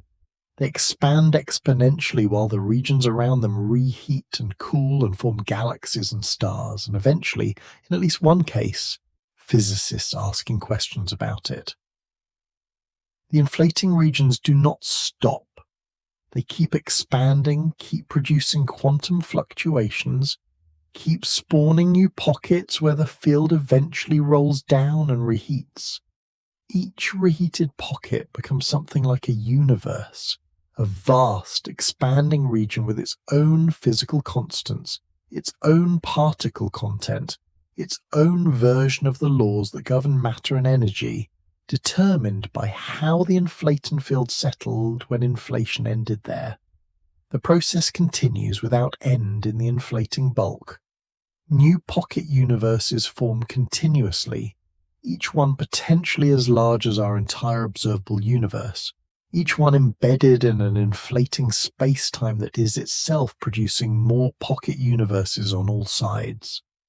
The inflating regions always outpace the reheated ones, because exponential expansion is faster than any finite rate of pocket universe formation.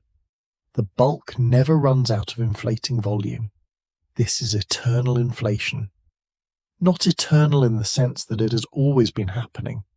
Linde and others have argued that it likely had a beginning, even if that beginning is difficult to characterize precisely. Eternal in the sense that once it starts, it does not stop. It continues producing new universes indefinitely into the future, a process with no end condition in the physics as currently written. The geometry of this is where the fractal enters. Each pocket universe forms when inflation ends in a particular region of the inflating bulk.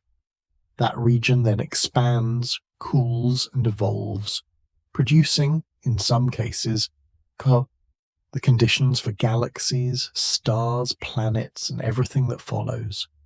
Within that pocket universe, if the physical constants allow it and the inflaton dynamics permit it, there may be regions where inflation occurs again at some later phase transition, spawning new inflating regions within the original pocket, which then produce their own pocket universes. The structure is a tree, not a tree with branches, as a tree that produces trees. Each node in the larger structure is itself a structure with nodes. The branching is not a feature added on top of the physics.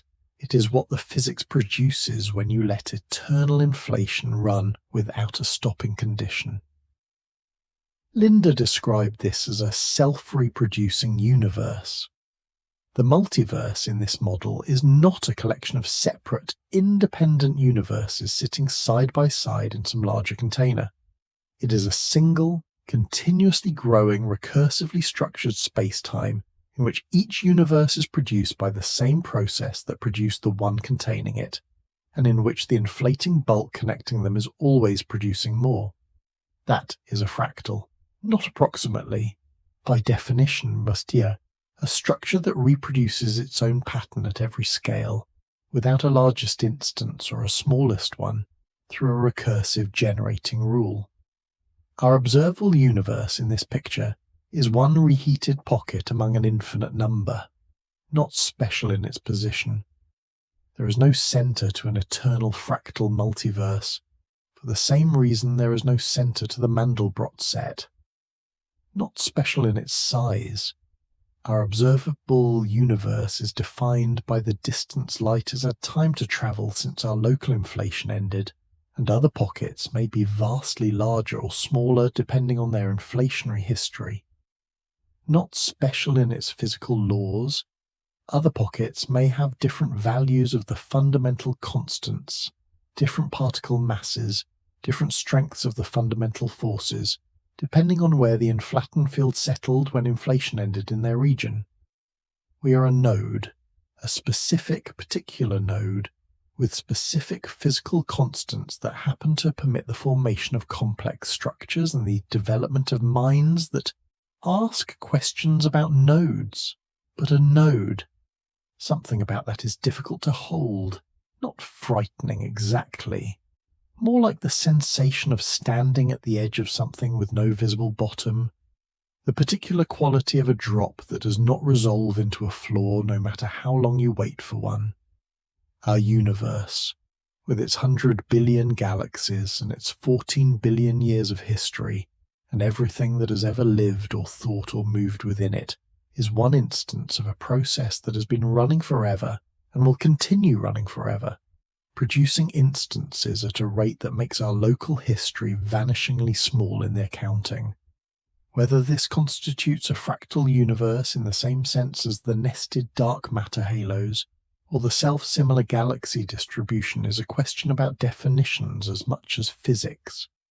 The fractal in eternal inflation is a fractal of universes, not of structures within a single universe.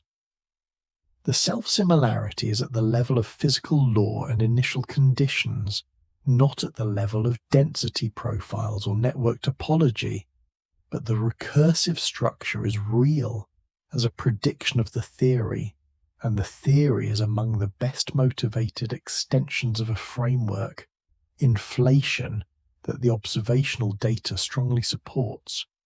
If inflation is right, and if Lindy's eternal extension of it is right, then the fractal does not stop at the cosmic web, or at the Hercules Corona Borealis Great Wall, or at any scale within our observable universe.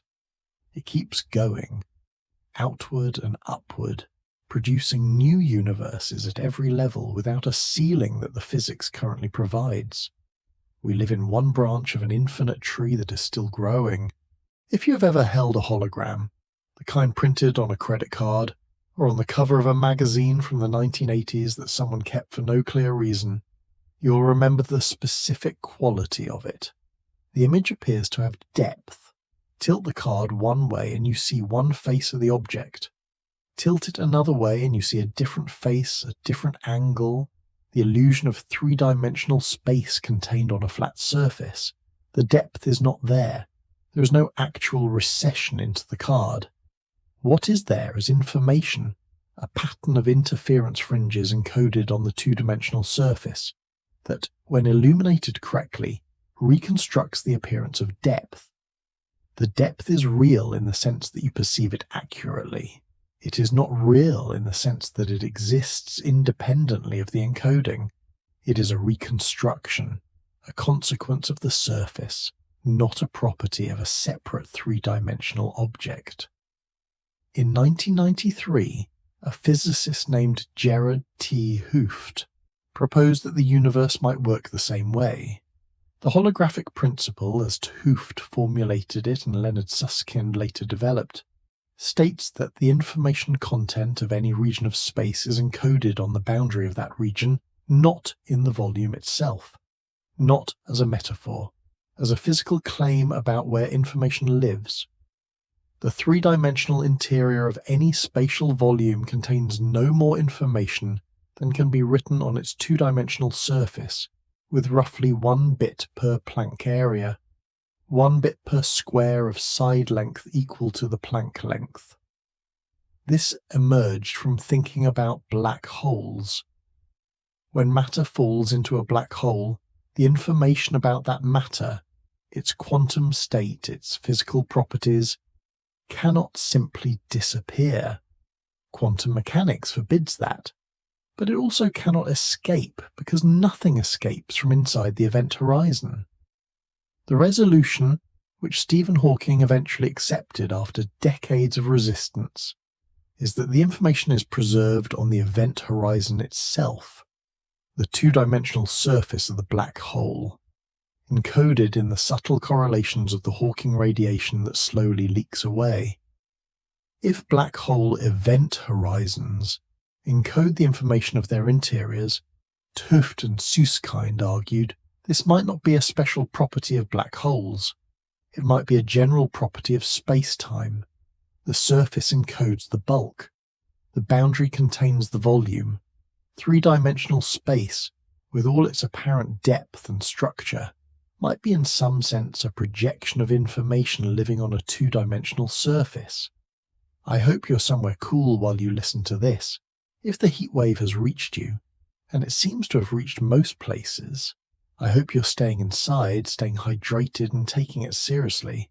Heat is unglamorous as a danger, which is part of what makes it one. The most concrete realization of the holographic principle is a conjecture proposed by Juan Maldacena in 1997, known as the ADS-CFT correspondence. It is by citation count the most referenced paper in the history of high-energy physics. By 2015 it had accumulated over 10,000 citations.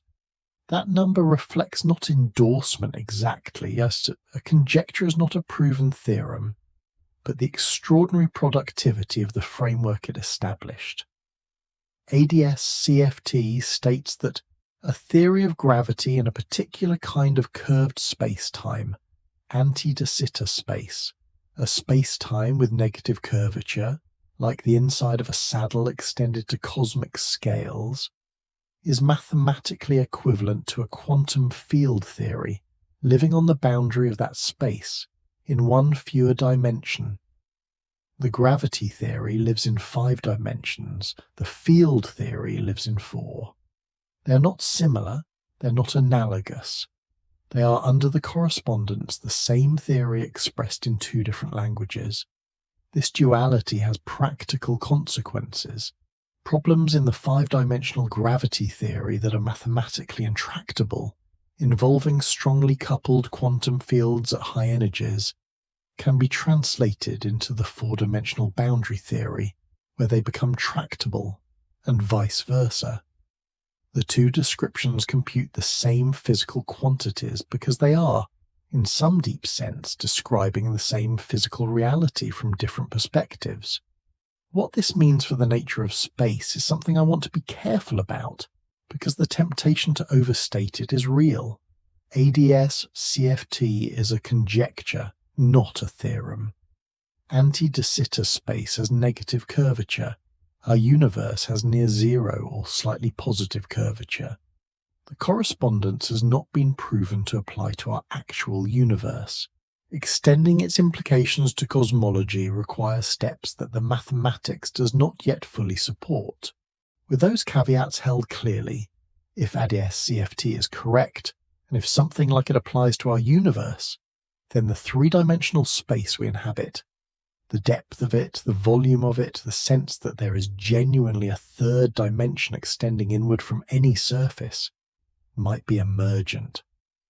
Not illusory in the sense of being false or unreal.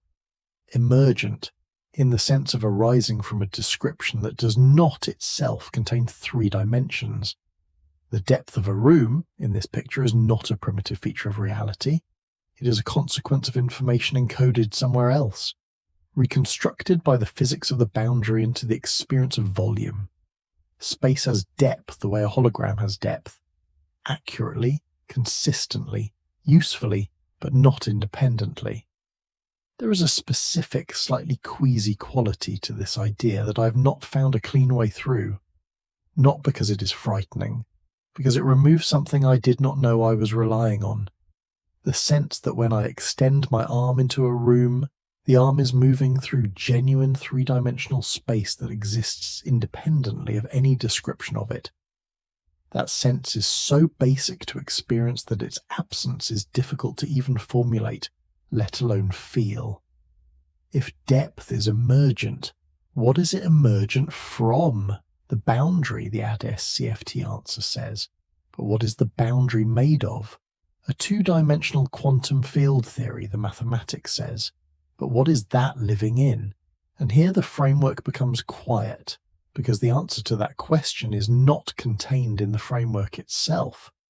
The connection to the fractal universe question is indirect but real.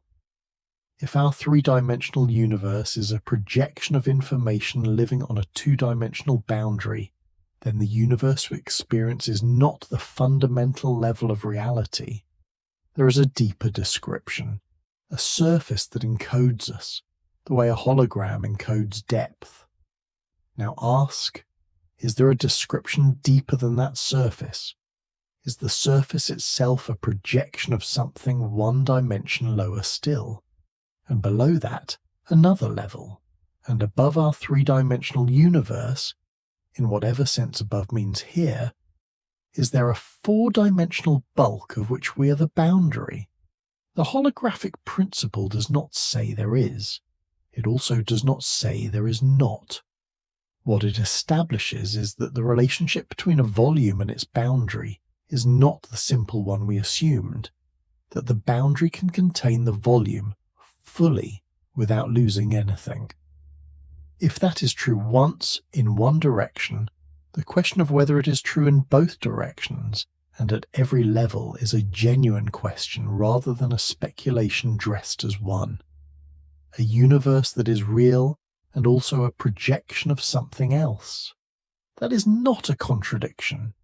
It is what the holographic principle, taken seriously, actually implies. The depth you feel is real. The room you're in is real. And somewhere possibly there is a surface that encodes all of it, every atom, every thought, every distance between things, in two dimensions. Whether that surface is itself encoded on something smaller still is the door the mathematics has not yet opened. I keep coming back to the empty space, not as an argument, not as evidence in any formal sense, just as a thing I cannot stop noticing.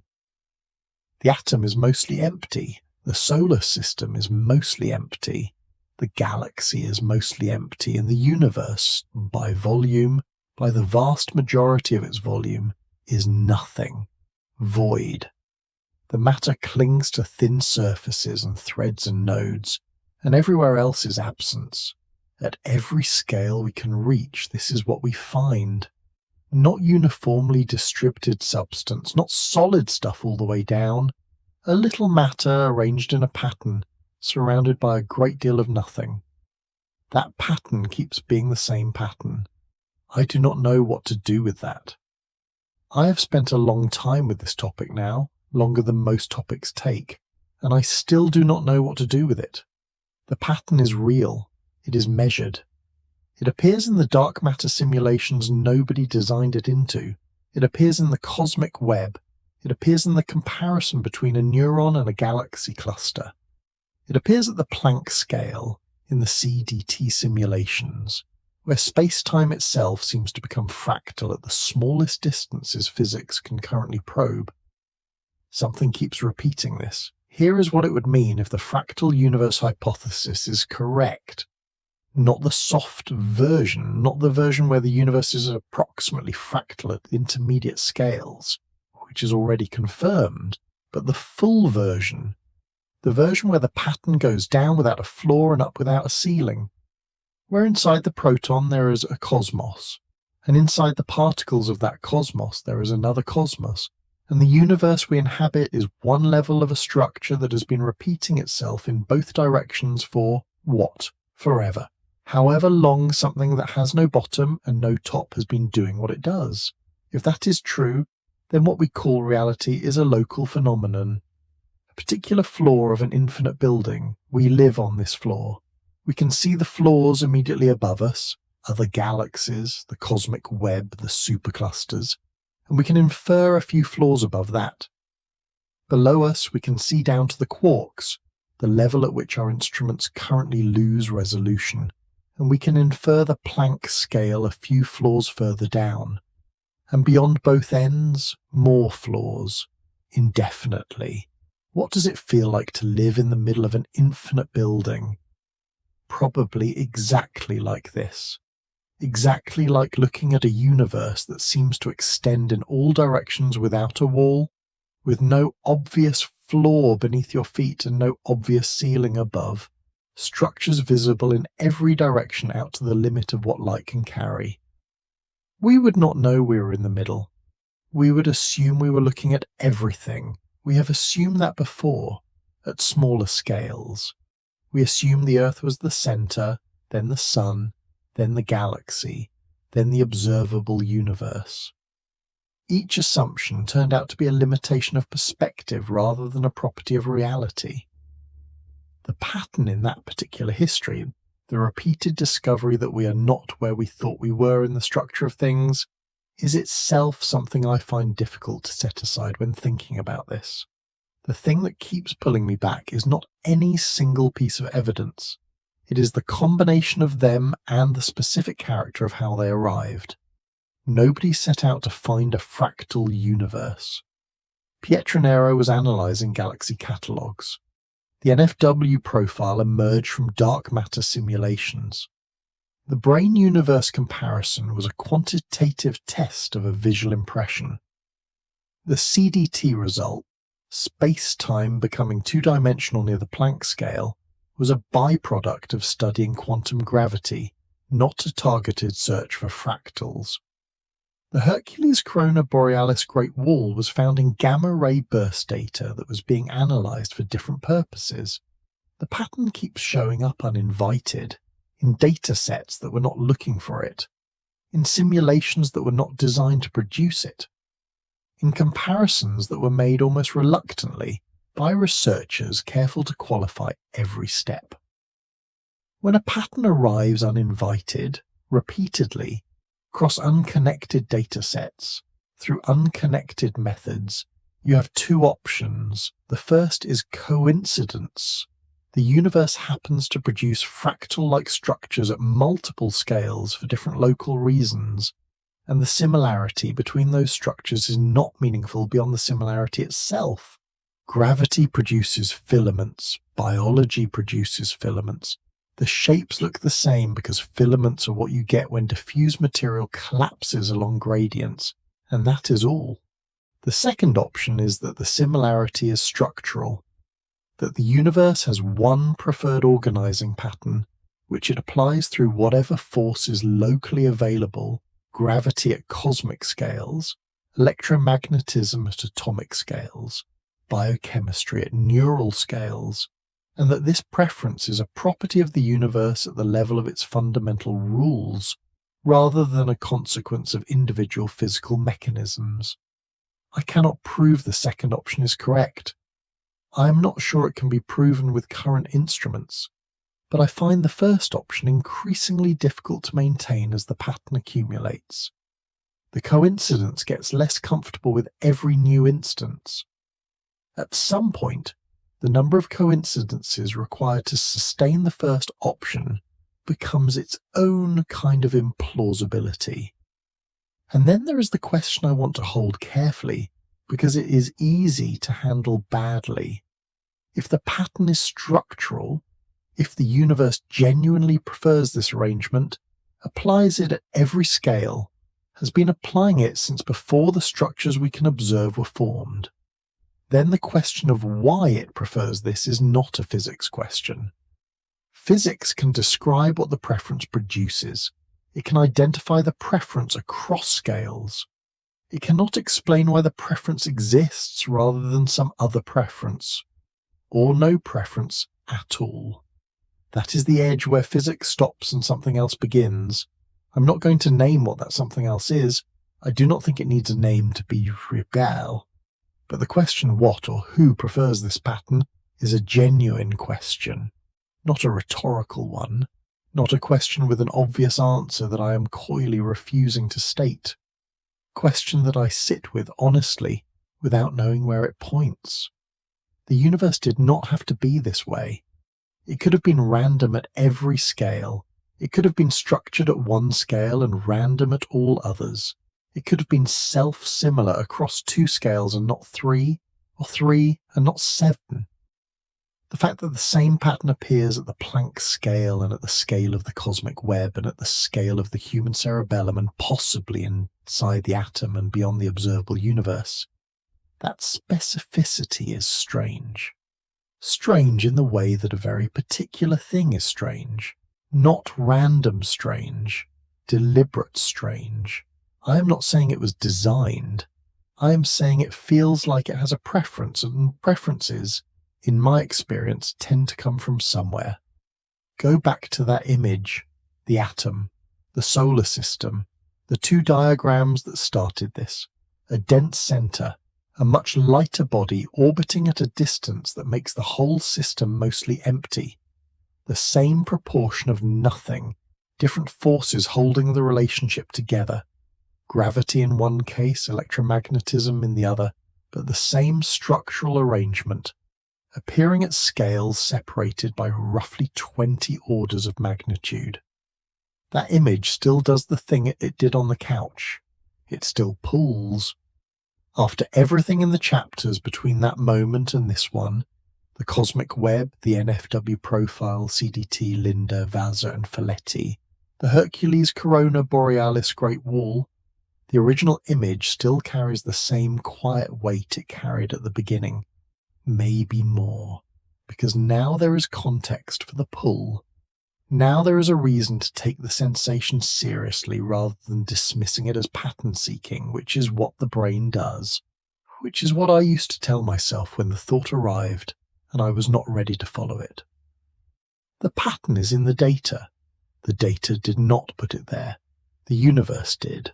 What the universe is, whether it is one level of something larger, whether the proton contains a cosmos, whether we are living inside a structure that has been repeating itself in both directions since before time in our region began, I cannot tell you. Nobody can tell you.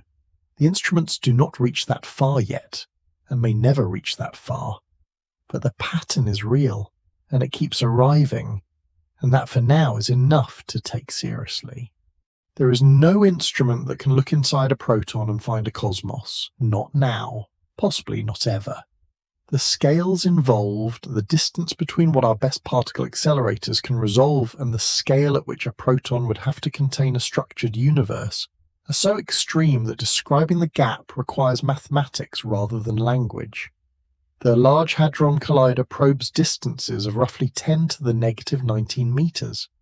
The proton itself has a radius of about 10 to the negative 15 meters.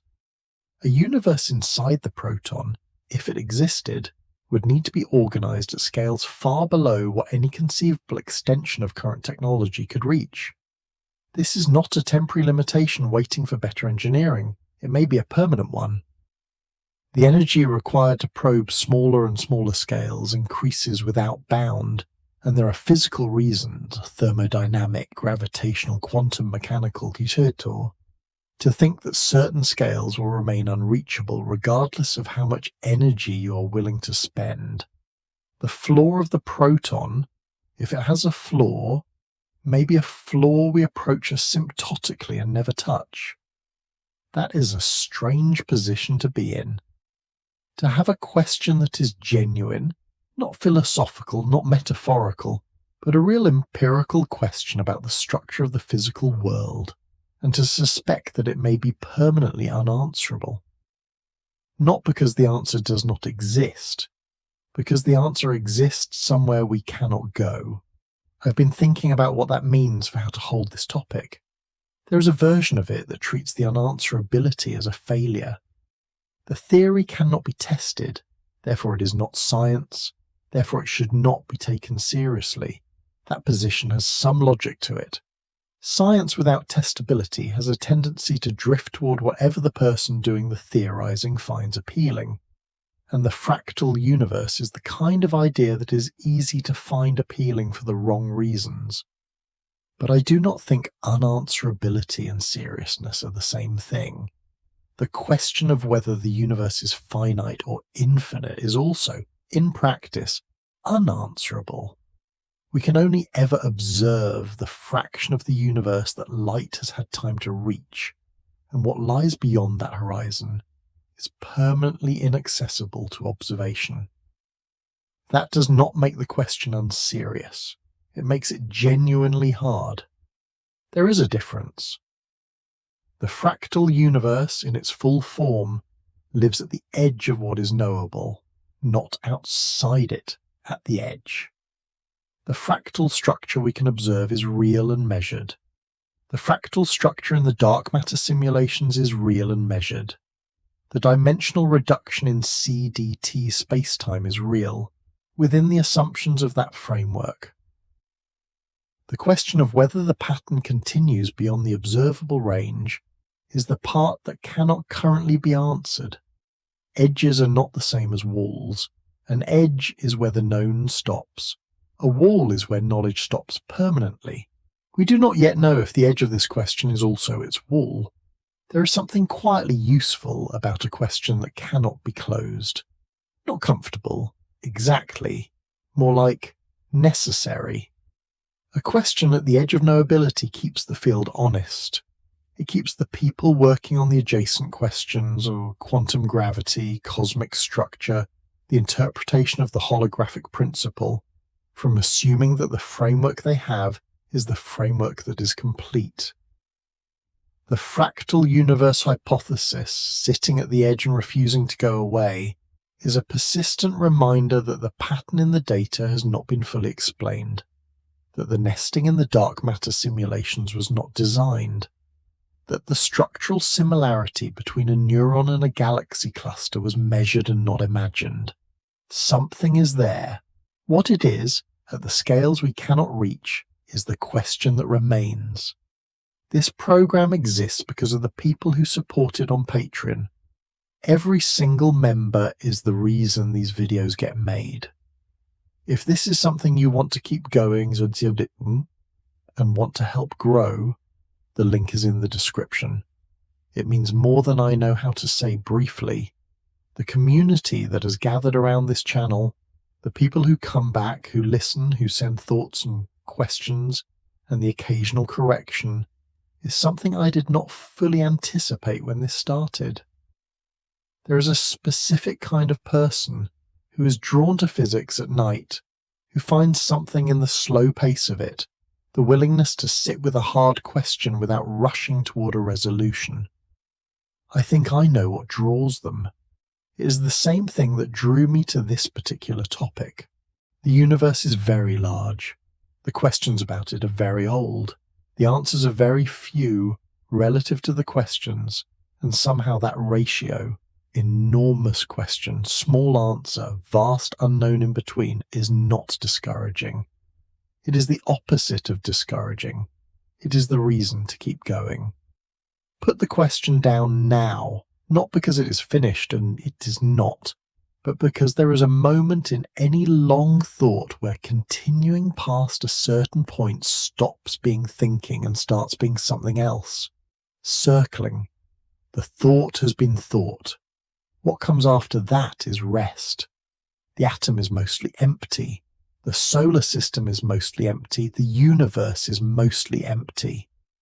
Something arranges the little that is not empty into the same pattern at every scale we can reach without being asked to. Whether that something has a name, whether it is physics all the way down, or whether it is something that physics is a description of, I do not know. I am not sure the question has an answer that language can hold, but it has a shape, and the shape is the same. Every time. That is enough to carry with you into the quiet.